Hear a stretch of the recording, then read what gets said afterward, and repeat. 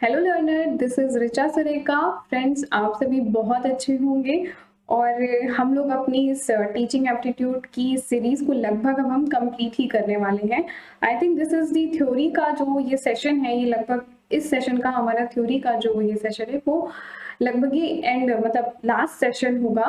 Cause मैं आपको एक बार पूरा सिलेबस दिखा देती हूँ, बता देती हूँ कि क्या क्या चीज़ें हमने कैसे कवर की हैं। सो देखिए, आपके सामने ये टीचिंग एप्टीट्यूड का सिलेबस है जो कि यूजीसी ने पब्लिश किया है। ठीक है, तो टीचिंग में क्या है, कॉन्सेप्ट। ठीक है, हमने कॉन्सेप्ट का कर लिया है, आपको सीरीज में मिल जाएगा। स्टार्टिंग में ही फर्स्ट लेक्चर में आपको, सेकंड लेक्चर में कॉन्सेप्ट के बारे में चीजें और मिल जाएंगी। कॉन्सेप्ट पे मैंने काफी वीडियो बनाया है टीचिंग एप्टीट्यूड पे, तो आप पूरी प्लेलिस्ट देखिएगा। ठीक है, तो टीचिंग एप्टीट्यूड का कॉन्सेप्ट है। ठीक है, ऑब्जेक्टिव्स वो भी मैंने प्रॉपर अच्छे से आपको बता रखा है। लेवल ऑफ टीचिंग, जिसमें memory level, understanding level, reflective level, ये बातें थी, ये हमने खूब अच्छे से की हैं। इन पे हमने प्रॉपर क्वेश्चन किए हैं, इवन एक सेशन तो इस पे क्वेश्चन का ही चला गया है।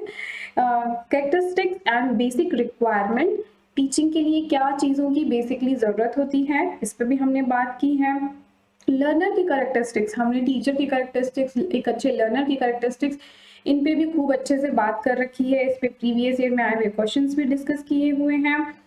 ठीक है, factor affecting teaching related to, कौन कौन से फैक्टर होते हैं उस पर भी बात की है ना। जैसे हमने बात किया था की फैक्टर और हेल्पफुल फैक्टर, तो वो चीजें, उन पे क्वेश्चन भी बहुत ज्यादा आए हुए हैं, उनको भी हमने खूब अच्छे से समझ के किया है।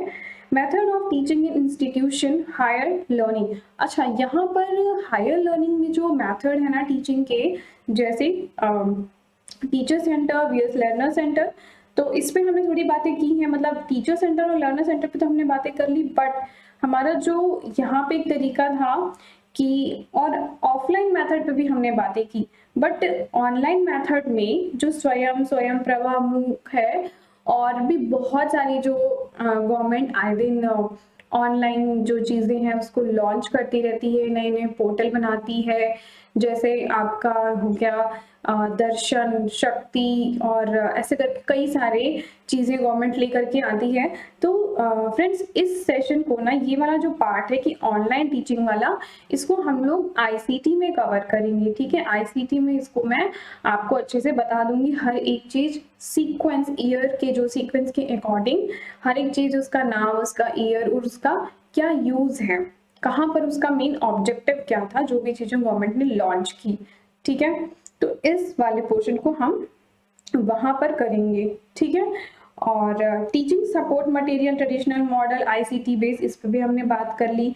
इवैल्यूएशन सिस्टम, इससे पहले वाले लेक्चर में हम लोग इवैल्यूएशन सिस्टम ही कर रहे थे, तो इवैल्यूएशन सिस्टम पे हमने 2 लेक्चर बनाया है, जिसमें इवैल्यूएशन सिस्टम, असेसमेंट, मेजरमेंट, और जितने टाइप के टेस्ट होते हैं बच्चों के, एप्टीट्यूड टेस्ट हो गया, जो भी तरीके का, उस सब पे हमने प्रॉपर अच्छे से डिस्कशन कर लिया है, समझ लिया है, और उससे बेस क्वेश्चन भी कर लिया है।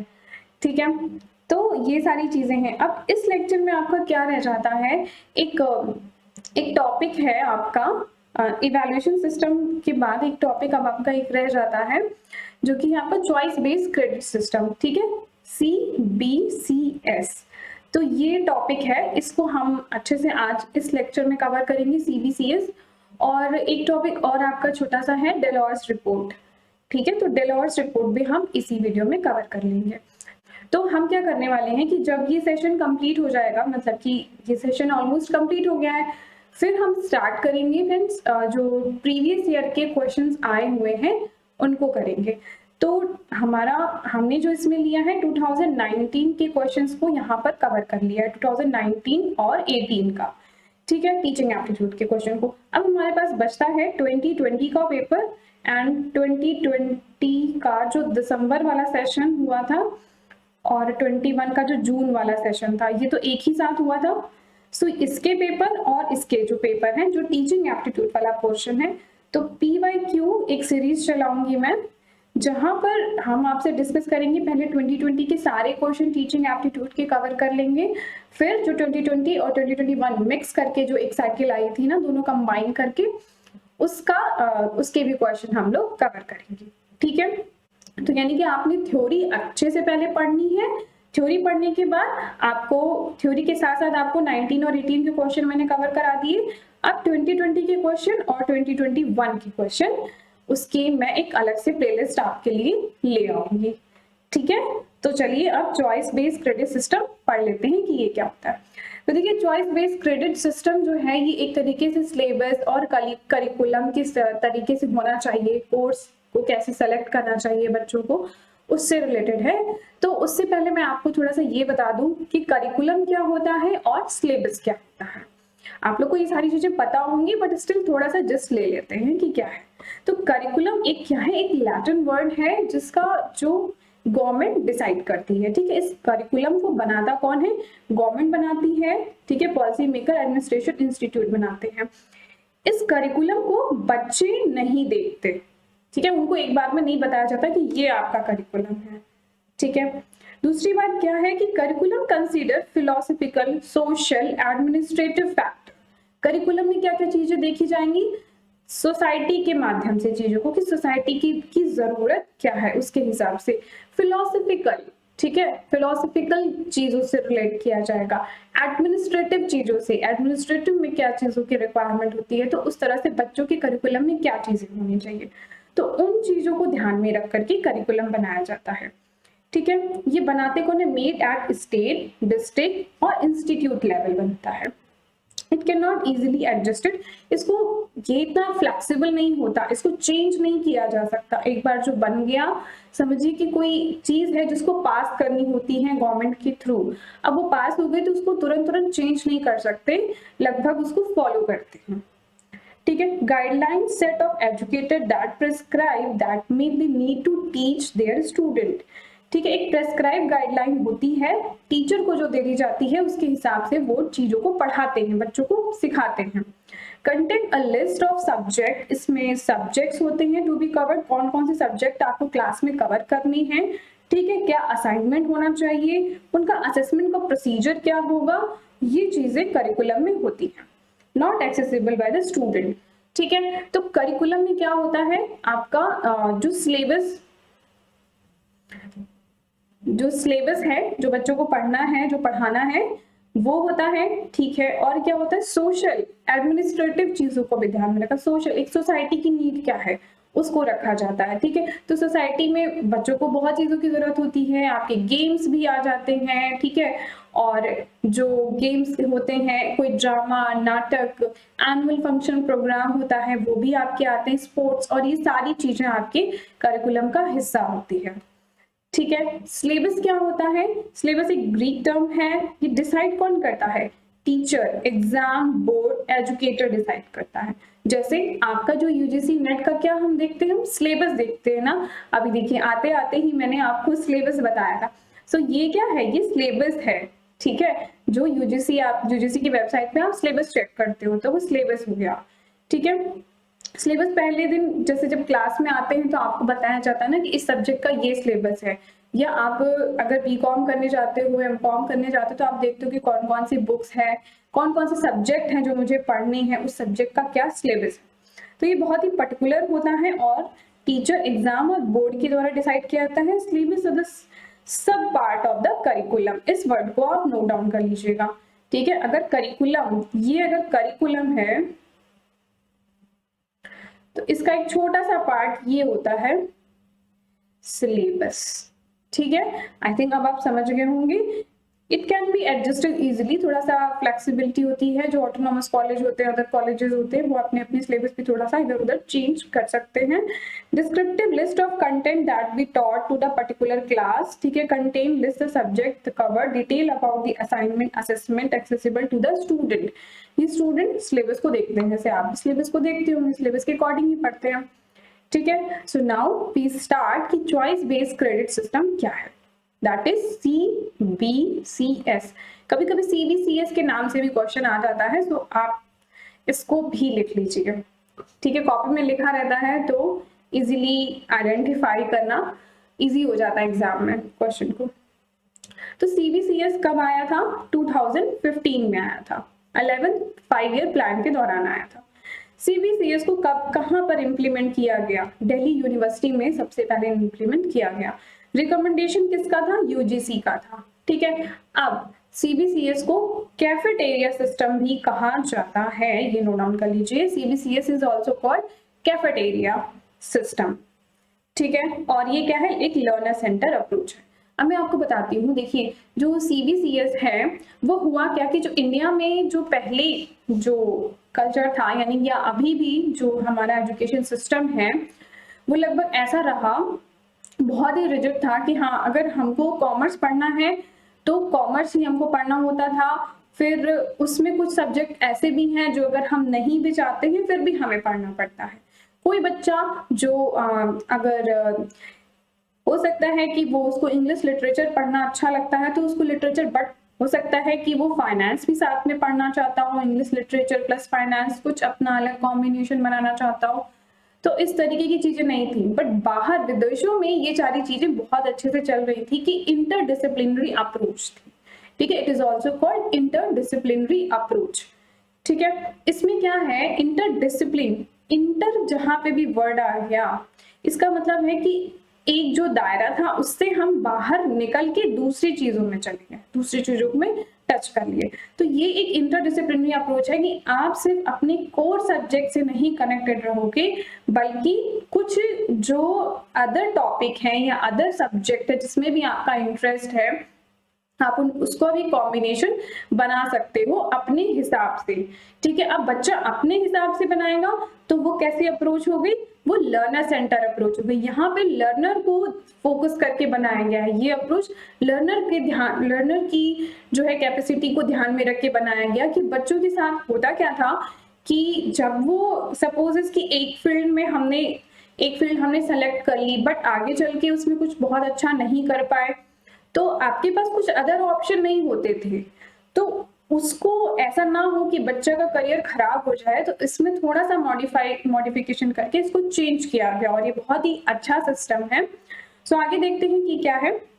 The choice based credit system for the student select prescribed courses, ठीक है।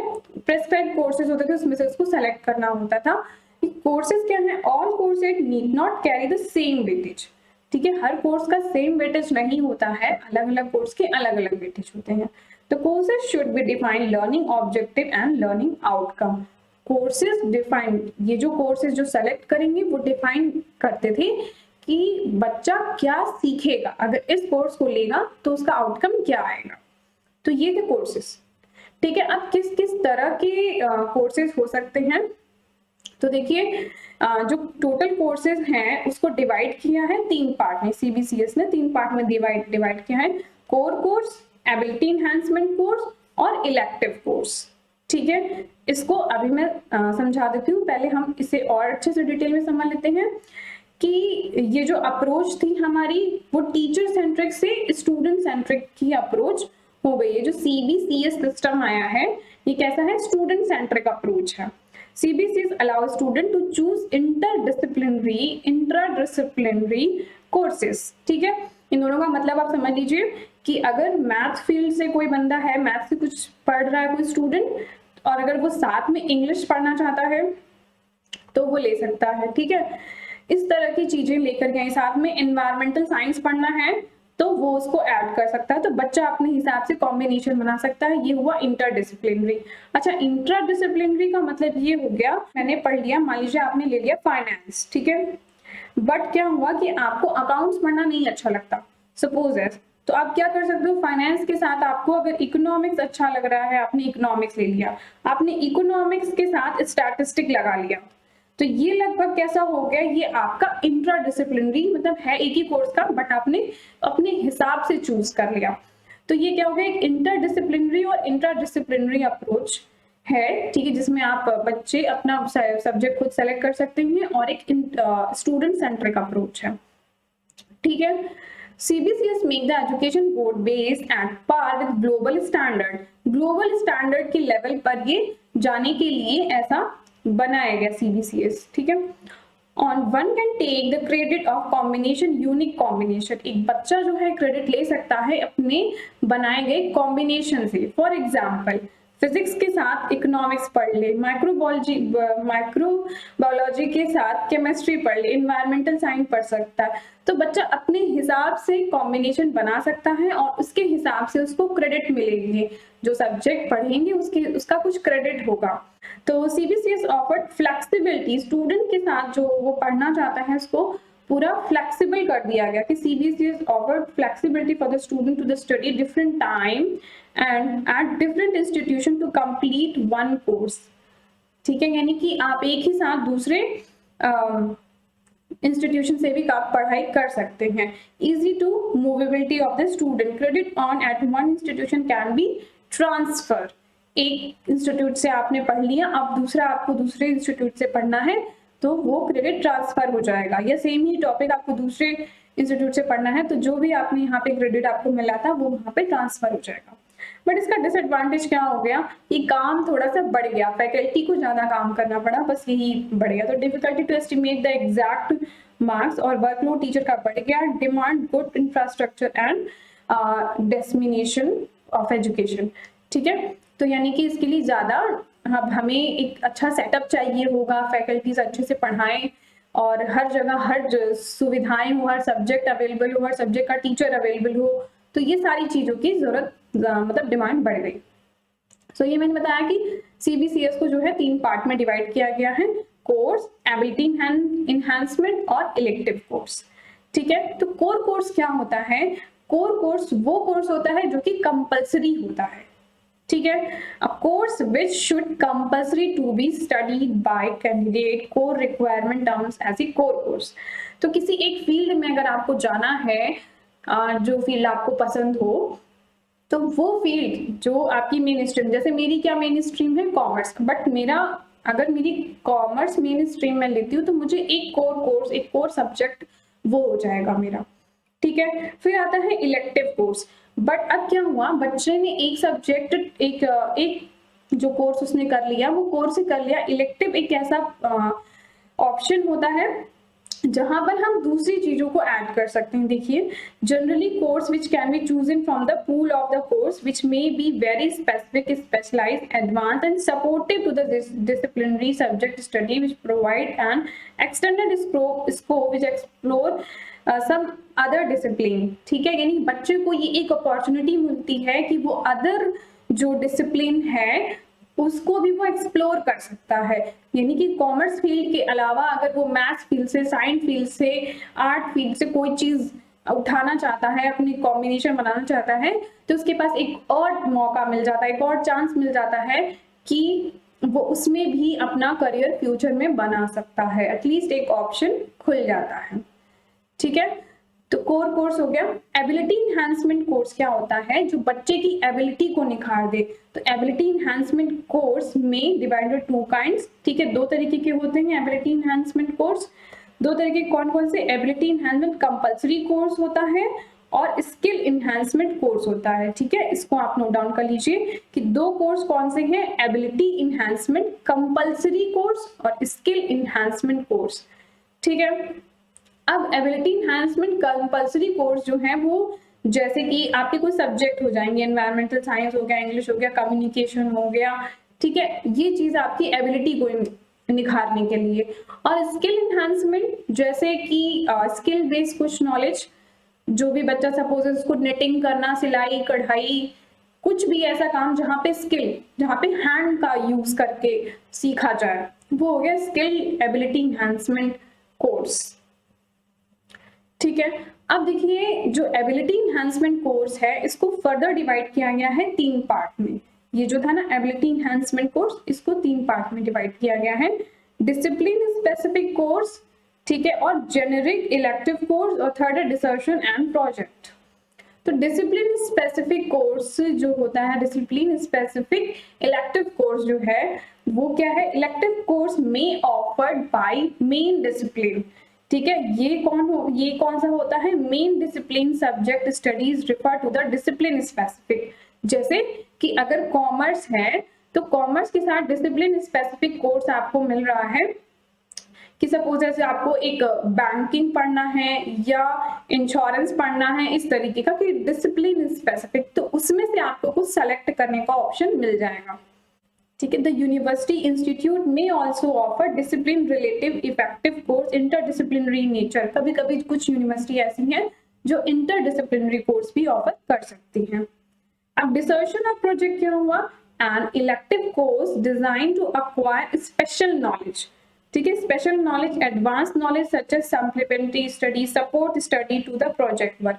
किसी प्रोजेक्ट पे काम कर रहे हैं, जैसे आपने भी सुना होगा कि बहुत लोग जो है प्रोजेक्ट पे काम करते हैं, अपनी पढ़ाई के साथ साथ प्रोजेक्ट पे काम करते हैं, तो वहां पे आप नई नई चीजों को सीखते हैं, तो वो हो गया आपका डिसर्शन या प्रोजेक्ट। ठीक है, अब ये कौन डिसाइड करेगा? Candidate study such as course his own with and advisory, जो उसका फैकल्टी टीचर जो भी होगा वो जो उसको एडवाइस करेगा उस प्रोजेक्ट पे उसको काम करना होगा।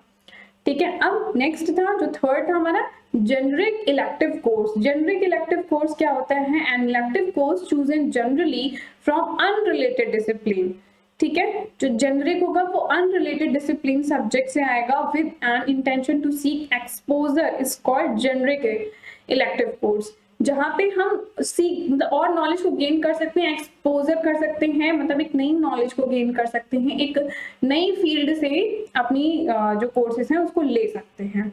ठीक है, तो ये था जेनरिक इलेक्टिव कोर्स। ठीक है, अब यहाँ पर एक क्वेश्चन मैंने देखा था, शायद प्रीवियस ईयर का ही क्वेश्चन था, तो उसमें ग्रेड सिस्टम जो है उससे रिलेटेड जो पॉइंट पूछा था कि जो है मान लीजिए अगर किसी बच्चे के 7 पॉइंट आए, 7 ग्रेड आए, तो वो कौन सा उसका ग्रेड होगा। तो ये आप चाहे तो नोट डाउन कर सकते हैं। ओ का जो आउटस्टैंडिंग होता है उसमें 10 पॉइंट होते हैं, ए प्लस में 9, तो इस तरह की चीजें होती हैं। और अगर एफ कोई बच्चा है तो उसका 0 यानी कि फेल हो जाता है। ठीक है, तो ये क्वेश्चन इसमें मैंने देखा था। अब मैं आपको एक छोटा सा टॉपिक और रहता है डेलॉर्ट्स रिपोर्ट का, जो कि प्रीवियस ईयर में इससे भी क्वेश्चन आया हुआ है, तो मैं इसको यहाँ पर आपको भी बता देती हूँ। तो डेलॉर्ट्स रिपोर्ट वाज अ रिपोर्ट, डेलॉर्ट्स एक पर्सन का नाम है जिन्होंने एक रिपोर्ट दी, ठीक है, कमीशन को 1996 में। It propose to integrated vision of education based on 2 की कॉन्सेप्ट। उन्होंने 2 चीजों पे बात कही, एक रिपोर्ट दी जहां पे 2 चीजों पे बात कही गई। पहला, learning through out the life. उन्होंने क्या कहा? लर्निंग कैसे होनी चाहिए थ्रू आउट द लाइफ, और 4 पिलर दिए, 4 पिलर ऑफ लर्निंग का बताया उन्होंने। और 4 पिलर कौन कौन से हैं इसको जान लीजिए। तो फर्स्ट है 4 पिलर आपका लर्निंग टू नो। ठीक है, जानने के लिए सीखना। लर्निंग टू डू, कुछ करने के लिए सीखना। लर्निंग टू बी, वही चीज बन जाना। और 4th क्या है? Learning to live together. ठीक है, तो ये चारों हैं, बहुत इंपॉर्टेंट है, एज इट इज कॉपी में नोट डाउन कर लीजिए। तो लर्निंग टू नो का मतलब क्या हुआ? A broad general knowledge with an opportunity to work in depth and small number of subject. ठीक है, कुछ सब्जेक्ट हैं, स्मॉल नंबर ऑफ सब्जेक्ट, ये भी लिख लीजिए कि small number of subject, but उसमें हम डेप्थ में जानेंगे। तो लर्निंग टू नो, चीजों को जानना।